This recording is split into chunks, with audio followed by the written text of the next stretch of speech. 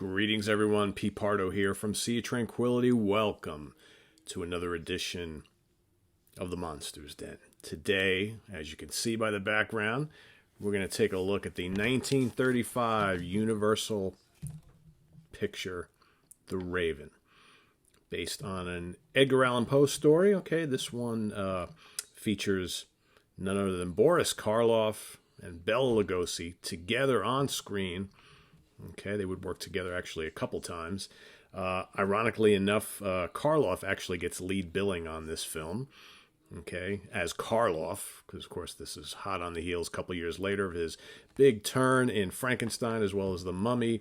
Second billing is Bela Lugosi, although if you've seen the film, or if you haven't seen the film, actually Bela steals this entire film. This is probably, I'm a huge fan of Bela Lugosi, but this is probably one of my favorite roles for him. He is just absolutely diabolical, and this is not working. Or is it working? I don't know. Hard to say. I'm still experimenting with this background effects stuff here, guys. So anyway, back to the film. I love how it's kind of like bleeding, right? It's like kind of eerie looking. I kind of dig this. Sorry, hopefully it's not too distracting. Anyway, back to the film. 1935. Okay, directed by Lou Landers on a budget from Universal of $115,000. Just think about that, 115. Okay, this film actually was not a big money maker for the studio, basically because of the subject matter. I mean, you're talking 1935. The majority of this film deals with images and discussions of torture and all that kind of stuff. You know, this is Edgar Allan Poe we're talking about here. So not a big money maker due to the subject nature. The studio actually did not fully back this film, probably like they thought they would. But it's been one of the more highly regarded films in the early Universal canon, all these years later when historians actually look at like the early horror movies from the 30s. So who do we got in the movie besides for Boris Karloff, who plays Edmund Bateman, escaped convict? Okay, you got Bela Lugosi as Dr. Richard Vallon, retired surgeon. You've got Irene Ware, the lovely Irene Ware, as Jean Thatcher. You got Samuel Hines as her father, Judge Thatcher. And then you've got Lester Matthews as Jerry Halden. Jerry is actually the fiance of Jean Thatcher in the film. So basically, kind of where this all starts. So Jean is actually a dancer. Okay, she appears in plays and musicals and all that sort of thing. The beginning of the film shows her driving in her car. She gets into a terrible accident, right? She's near death. So they bring her to the hospital, and they're like, oh my God, she needs like a very, very special kind of surgery. And there's really only one person who can do it. So they recommend Dr. Richard Vallon, who's actually retired, right? But they want to ask him anyway.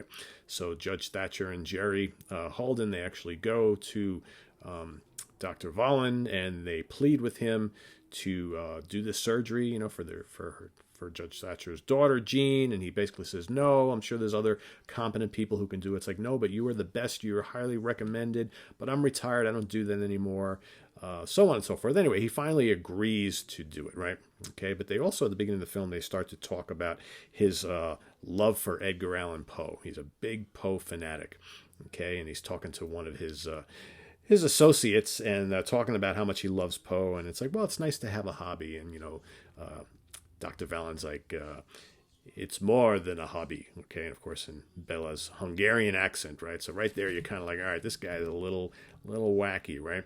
So anyway, so he winds up doing the operation. It's a success, and then they fast forward. I don't know, a month or two later, a couple months later, I guess she's all well, okay, and apparently they become quite friendly now because he saved her life, of course. So in this time, she's just happy to be alive, and she's so thankful for all he's done, and she's a little in awe of him, all right, as an older gentleman, very talented surgeon, saved her life, but in the meantime, he is like falling in love with her, all right, big time. So, and then she goes to do her first, I'm assuming it's her first, they don't really say, her first performance, okay, at the theater, since she's back full time. And she invites, of course, her father and her fiance and Dr. Vallon. And then the camera shows, she's going through this great dance sequence and everything. And people are, cheering and everything like that. And the camera cuts to Dr. Valen Lugosi, who's up there, and he's like, you could see he's just absolutely mesmerized. And then Judge Thatcher, the father, looks over at him at some point, and he's like, what is going on with this? I don't like the way you were looking at my daughter there, buddy, So after the performance, she goes back to the dressing room, and the performance is over, so family and friends want to go back and congratulate her. So Judge Thatcher actually confronts, Bela, and he's like, I kind of saw some interesting things there. And he's like, oh, nothing to be worried about. They go into her dressing room, and he goes up to her, to Jean. He goes, oh, you were magnificent, and what have you, and kisses her hand. And meanwhile, Judge is watching them very, very carefully. Okay, very carefully. He goes, something is amiss here. So then, of course, he decides to pay a visit to Dr. Valen's house shortly thereafter to have a discussion with him. Basically like saying, okay, I'm the dad. I didn't like what I was seeing that night. You seem to be infatuated, with my daughter. This can't continue. I think she's taking a liking to you, but, she is engaged to be married to Jerry. And basically, Dr. Valen is like, hey, let what's going to be, right? And Judge Thatcher's like, no, you should not see my daughter anymore. And then, Dr. Valen, Bela is like, he's basically saying that is not going to happen. There are no two ways, Judge Thatcher. Send her to me. Judge Thatcher, send her to me. And it's awesome, right? But he leaves. He's like, screw you, you're a nut job, whatever. Okay. So then the next part of the story, so they show Edmund Bateman, okay, who is this escaped convict, right? And he's, ugly, rough-looking dude, horrible beard, right? So he's on the run from the law, escaped out of prison.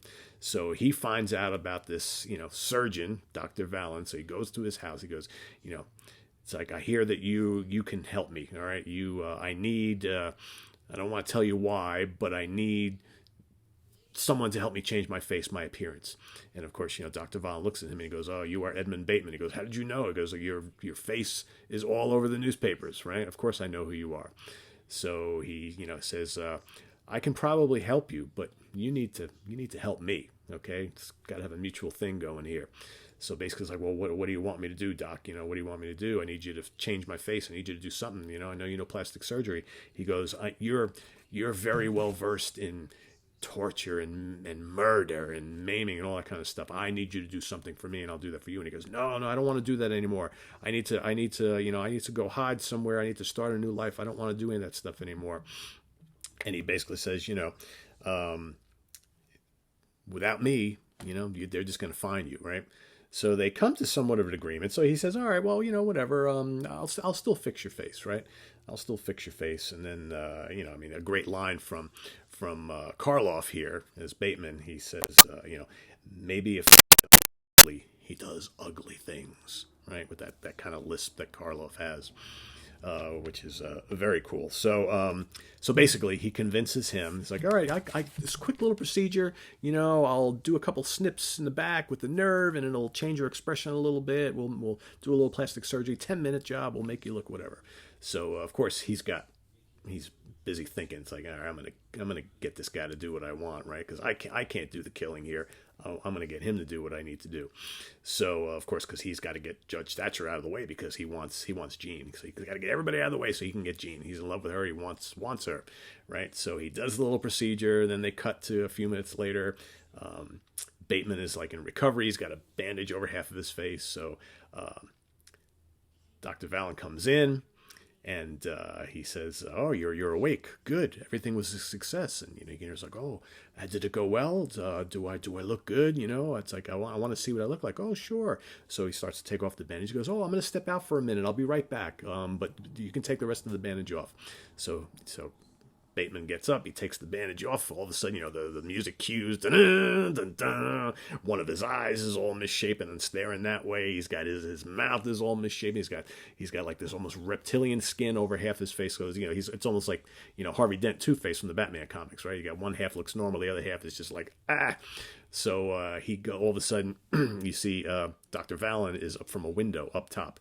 And he starts laughing, right? And he pulls a little switch, and all of the curtains around the entire operating room open up into all these mirrors. So you see, Bateman, Karloff, starts going up, and he looks at himself, and he's horrified. It's like, oh my God, what did you do? No, my face, what did you do? And you've got Dr. Valen up there laughing hysterically. It's like, you're ugly, Bateman. You're ugly. You need to do this for me, right? So he's like, no. And then the great thing about this, so then you got Karloff, or Bateman's still has his gun on him, right? This little tiny gun that he brought with him. So he starts like seeing his reflection in all the mirrors, and he starts shooting, right? Because he can't stand how he looks. And then he runs out of bullets. So, and you got Lugosi's up there laughing at him, and then Karloff looks up there. He throws the gun, looks up, and he gives a fist. And all of a sudden they cue in his growls from the Frankenstein film. So he looks up at Lugosi, at Dr. Valentine. He's like, and it's totally taken from the Frankenstein film, and it's just a hilarious moments that if you're a fan of these films, you're like, it's funny, but it's kind of cool, right? So anyway, Dr. Valen comes down. He's got a gun, and he says, I will fix your face, but you are going to do this for me. All right, you are going to do this job for me. You are going to do this murder for me. And so finally, Bateman just thought of going through life looking like this. He's like, I'll do whatever you need. I'll do whatever you need. So right, so they plan a party. Okay, so he invites Dr. Valen invites, the Thatchers and Jerry and all these couple of these other couples who are more in the film for like comic relief, right? And here he's, serving drinks and dinner, and he's talking about all these Poe stories and his love for Poe, and they're all kind of like, this is a little bizarre. But before, then when everybody's, getting ready for bed and all this kind of stuff, so he takes Bateman down into the dungeons and shows him all of the equipment. So he's got in the dungeons, he's got all these Edgar Allan Poe themed torture devices. So he's got the pendulum on the slab with the pendulum. He's got the room, the shrinking room that comes down like an elevator, and the walls cave in. He's got all this other stuff. And Bateman is just like, oh man, what are you going to do with all this? Like, we are going to take care of everybody using all this stuff, right? So as he's showing him all this stuff, right, Bateman actually gets an idea. So he pushes Lugosi onto the table, pushes Dr. Valen on the table, flicks a switch, and he's on the table, and the things that hold him down flip up, and he's like, gotcha, right? And it's like, Bateman, release me, Bateman. Come on, Bateman. It's like, and he's like, no. So Bateman's thinking, I'm going to give this guy a taste of his own medicine. I'm going to get out of here. But of course, Dr. Valen says, if you keep me here, I'll never fix your face, right? And so he gives in. So he's like, all right. So he lets him out, okay? And the dynamic between the two in this film is very, very good. Though I will tell you, this is Lugosi's role. This is Lugosi's film. I mean, Karloff does his thing. He's kind of walking around. He's got the ugly face. He doesn't, not a ton of dialogue, but he's still good at what he does. And a lot of the mannerisms are kind of carried over from the Frankenstein film. All right.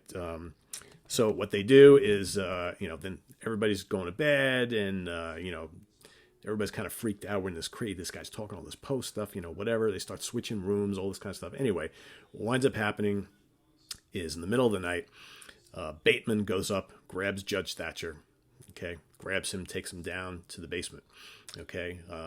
Jerry hears all this commotion, so he goes running after them, and Bateman turns around and socks him, knocks him out, goes down to the basement. Him and Valen lock him onto into the pendulum rack, okay, or the pendulum slab. They got him all, chained down, whatever, and he's all of a sudden you see the big scimitar, sword, whatever you call that, the pendulum, starts swinging. There's got the clock up there. It's like, well, what are you doing? What are you doing? Why are you doing this? It's like, oh, you will see in 15 minutes that will come down and it'll slice you in half, right? So, of course, now, you got Jean is like, what's going on? Jean is screaming up a storm. It's she's a lovely actress, Irene Ware, but man, she's like way too much screaming in this film. But that's what they did back then. And then, of course, the one of the older couples that's there for comic relief, they wind up, a couple minutes earlier in the film, they go to Dr. Valen, say we're having a hard time sleeping, so he gives them some sleeping pills or whatever, so they're gone for the rest of the movie. You don't see them, they're out. All right, but everybody else winds up going downstairs to see what's going on, right? And they see here's what's happening, right? So they see Judge Thatcher's in this torture rack, right? And here comes, by this time in the film, Lugosi is like hamming it up, and all the best lines in the film are in like the last like half hour or so. It's like, one of the other guests says to Dr. Valen, it's like, you seem to love torture, and Lugosi's like, torture you, torture, waiting. He just, all these great lines keep popping out, right? So then, at this point, he's just like, Jean's not returning my love, so I'm, she's done as well. I'm going to get rid of everybody here. So they actually, he orders Bateman to throw Jean into that locked elevator room. So she's in the room upstairs, flips a switch, the room comes down to the dungeon, right? Okay, and then the door opens, she's in there screaming, what's going on, whatever. So he locks her in there, and then he flips another switch, which lowers steel shutters around all the windows and doors in the house, so nobody can get out. So even if they wanted to go to the police, they can't do that, right? And then so, Bateman starts asking, Bateman and Judge Thatcher's like, where's Jean? What are you doing to Jean? What are you going to do to Jean? And, Dr. Valen's like, I have the most delightful plan for her, with this devilish smile. Okay, but, Bateman is conflicted, because deep down inside, he doesn't want to do any of this stuff. And I think he, has a soft spot for the girl, for Jean, because she showed him a little bit of kindness earlier on in the film. Originally, whenever he would show up, because Dr. Valen had him portraying like his butler, right? But every time he would show up in a scene, people would start screaming because he's so ugly, right? But she eventually just kind of felt a little sorry for him. So he was like, we shouldn't be doing anything to her. So he's conflicted. He wants to help Jean, but he still does not want to go through life looking like this. And he knows he promised Dr. Valen that he would do whatever he asked of him so he can then fix him again, right? That's not going to happen, right? This is not going to end well. So, and then, and just from here on, there's so many great lines from Lugosi. Like another one, he goes, I'll soon be rid of my torture and be the sanest man alive, right? In his Hungarian accent. It's just like, and you just listen to this. It's like, so he's going to get rid of his torture and he'll be saner than everyone, even though he's like completely off his rocker. And then he's talking about how he's planning the wedding of death. So he's going to actually put Jerry and Jean in this room together and then flip another switch and the walls are going to start closing in. And that's going to be, they'll be together forever. The perfect love smashed to death, right? So he asks, he goes, close the door, Bateman. And, what a delicious torture, right? It's great lines. And he's just like, so like over the top. So, and then he's like, he starts ranting. So he's like, a torture, I love to torture, right? And then he goes, Poe, you are avenged. And he just starts laughing maniacally, right? So the walls start coming together and he goes, yes, I like to torture. That wicked smile. They got the close up with the eyes and the wicked grin. It's awesome. And then Bateman is like, he's got to the point, he's like, no, we can't do this. So he says no. He goes to go flip the switch back the other way to stop the walls from closing in. Okay. And, Valen like, no, Bateman, no, you cannot do that. So he winds up shooting him. All right. So he winds up shooting him. Everybody, and everybody starts screaming. There's all this commotion, whatever. But Bateman's not dead. So he actually comes behind Valen and socks him and shoves him into the room. And then he's obviously very, very hurt. He stumbles back to the wall with all the controls, flips the switch, the wall closes. And then they show, Valen is in the room with the walls closing in. He's like, he's totally losing. He knows he's done for, right? And then the rest of the folks, they actually go and they stop the pendulum swing, with Judge Valen, and Bateman dies, and basically they all kind of leave, and that's kind of the end of the movie. So a pretty crazy film that I think for me just has some spectacular acting, and especially by the two lead roles, and I love having them together, and I think it's a really kind of sick and twisted film that I've always really loved, and I've actually watched it a couple times in the last couple of weeks, and it just gets better and better and better. I've seen it so many times. So actually, I wanted to show. So that's this is actually, I have it in this Bela Lugosi collection. It's called the Bela Lugosi collection, the franchise collection. But you see on the back, you get some scenes from the film right there. Actually, great atmosphere in the movie. The sets are fantastic, right? The dungeon looks so evil and sinister and dark, and it's just very, very well done. And it's a very fast-paced movie. I mean, it goes really, really quick. They set everything up really nicely, and like I said, one of probably my top 3 Bela Lugosi performance for me, along with Dracula, obviously, all right, and White Zombie, right. I think it's definitely a top 3. I also think he's great in the Black Cat as well. The Human Monster is another really good one. Those are some of my favorites from him. He's got a lot of good ones, but and hopefully we'll cover quite a bit in this show, right? So hope you enjoyed this little trip down memory lane. Universal Horror 1935, Bela Lugosi, Boris Karloff and crew, The Raven, based on some Edgar Allan Poe stuff, right?